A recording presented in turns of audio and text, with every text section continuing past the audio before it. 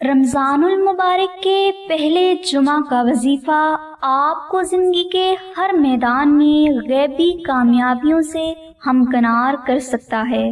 Detail کے لیے اس video کو آخر تک ضرور دیکھیں۔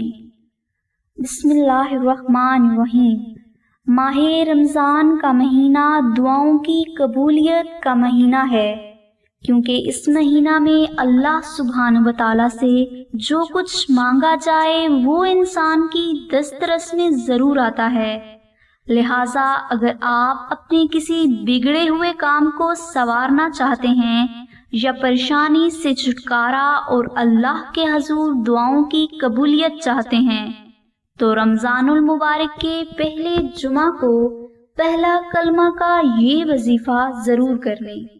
اس وظیفہ کے لیے جمعہ کے دن عشاء کی نماز کے بعد 1000 مرتبہ پہلا کلمہ اور 100 بار درود ابراہیمی بہت محبت سے پڑھیں۔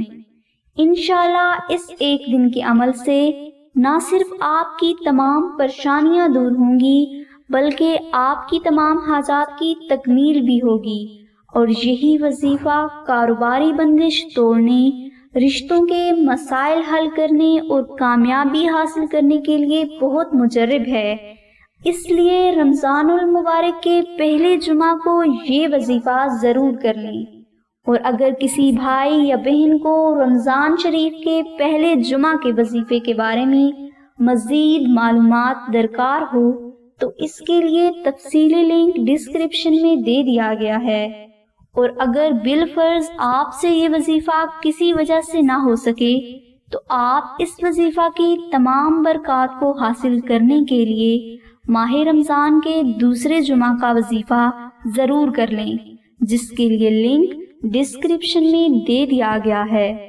دعا ہے کہ اللہ تبارک و تعالیٰ کی ذات حضور نبی اکرم صلی اللہ علیہ وآلہ وسلم کے صدقہ میں آپ کی سبھی نیک دعاؤں کو قبول فرمائے۔